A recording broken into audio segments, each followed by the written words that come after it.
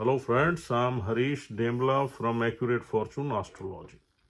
दोस्तों, आज का विषय हमारा काफ़ी स्पेशल है और आज हम बात करने जा रहे हैं किसी के चार्ट में वो कौन से प्लैनेट्स हैं जो इंसान को डायबिटीज़ जैसी बीमारी दे सकते हैं। और इंडिया में या हमारे भारतवर्ष में करीब 100 मिलियन लोग डायबिटीज़ से पीड़ित हैं और या यूं कहना चाहिए कि 10 करोड़ से ज़्यादा लोग डायबिटीज़ से पीड़ित हैं और ये बीमारी काफ़ी फैली हुई है और एक कॉमन आदमी इससे सफ़र कर रहा है। इसलिए हमने सोचा कि आपको ये बताने की कोशिश करते हैं कि कौन से प्लैनेट्स ऐसे हैं जो कि आपको ये बता सकते हैं अर्ली इन लाइफ, यानी कि यूथ में या चाइल्डहुड में, कि आपको डायबिटीज़ का थ्रेट है लाइफ में। तो उसी हिसाब से आप अपना लाइफस्टाइल बना सकते हैं और उन चीज़ों को आप छोड़ सकते हैं जो आपको डायबिटीज़ की तरफ ले जाते हैं। तो दोस्तों, डायबिटीज़ में मेजरली 3 प्लैनेट्स का रोल है। पहला प्लैनेट है जुपिटर, और दूसरा प्लैनेट है शुक्र, और तीसरा प्लैनेट है चंद्र। अगर देखें तो जुपिटर का जो एरिया है वो हमारे लीवर को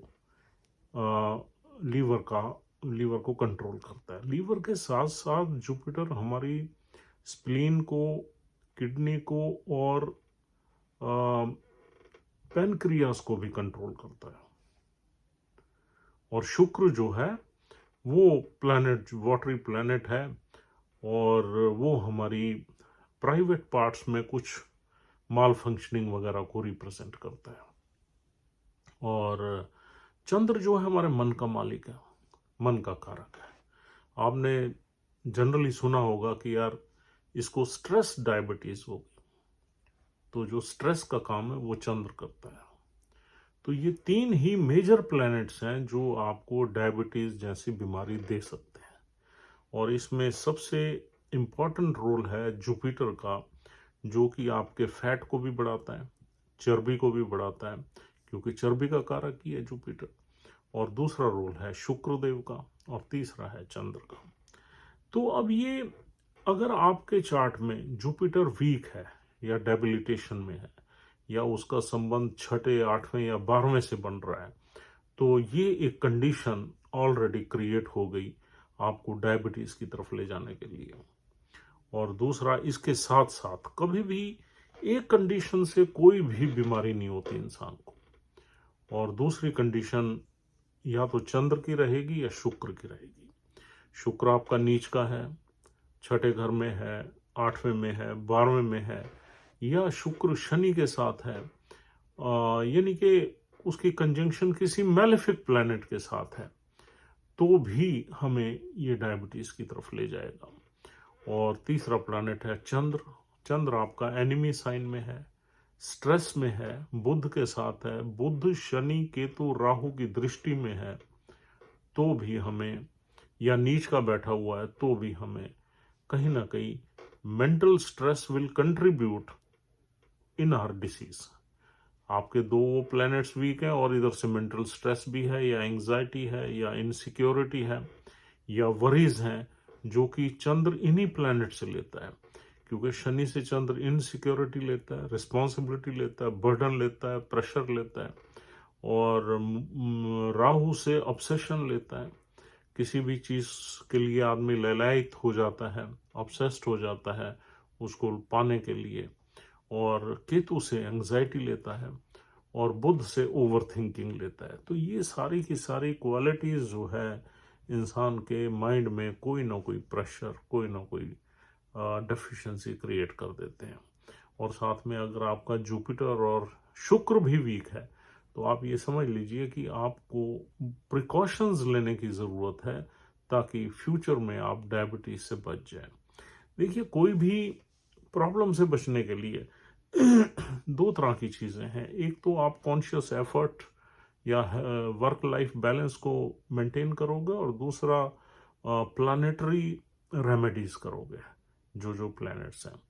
तो आप गुरु की रेमेडी कर सकते हैं, शुक्र की रेमेडी कर सकते हैं और चंद्र की रेमेडीज कर सकते हैं। गुरु की रेमेडीज के लिए येलो कलर की चीज़ों का दान जो है वो बहुत ऑस्पिशियस माना जाता है।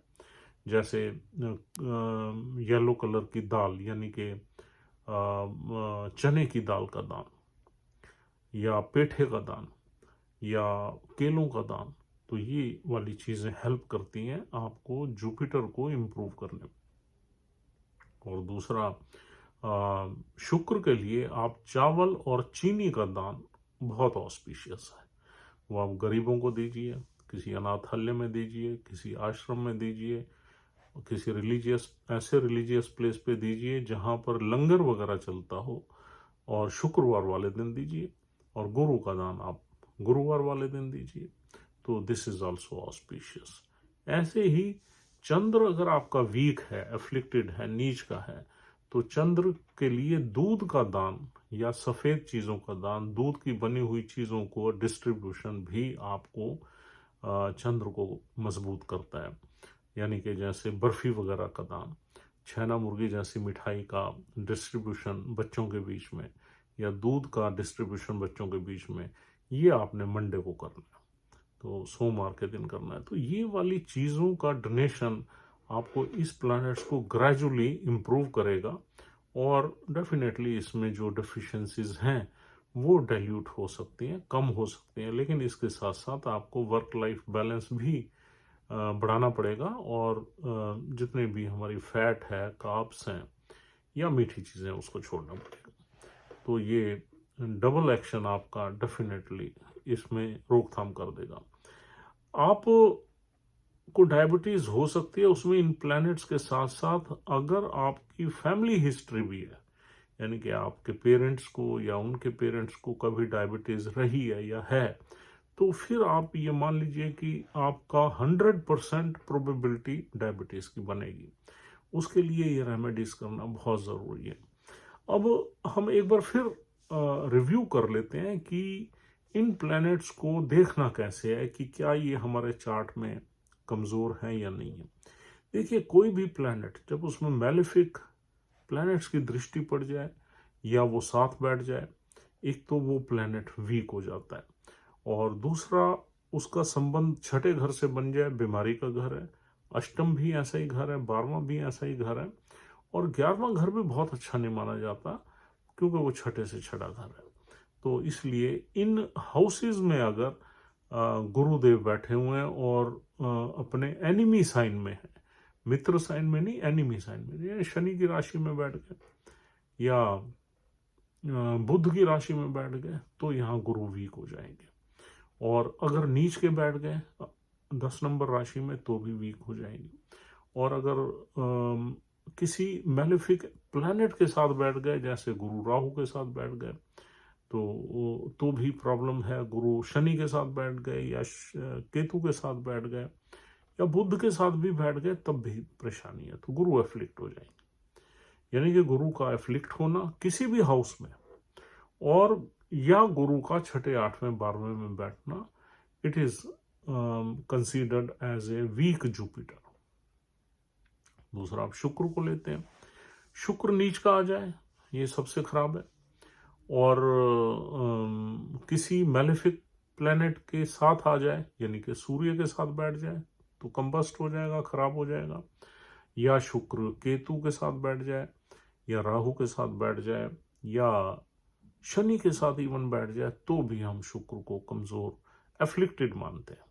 और इसके अलावा शुक्र अगर छठे, 8वें या 12वें घर में बैठ जाए, तो छठे, 8वें में तो उसको दोष लग जाता है, 12वें में उसको दोष नहीं लगता।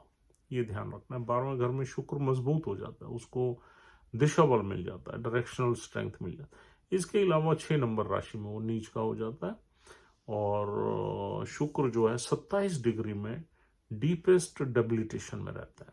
तो शुक्र एफ्लिक्ट हो या किसी दुष्टाना हाउस में बैठ जाए, तो शुक्र को हम कमजोर मानते हैं।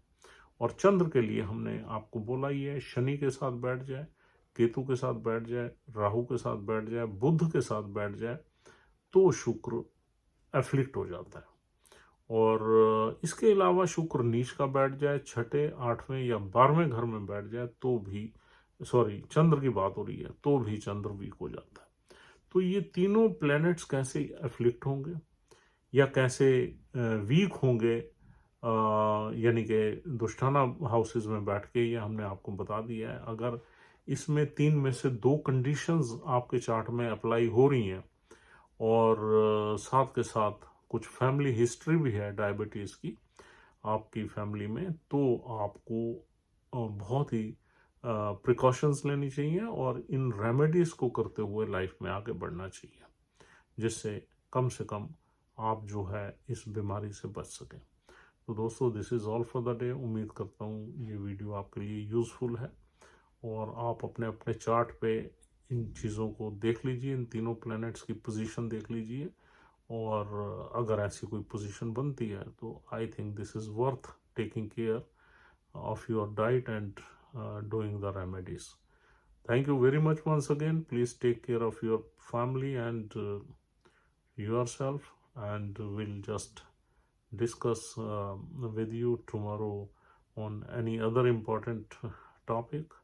And please continue to watch our channel, and if you're liking our channel, please try to subscribe it immediately. Thank you very much.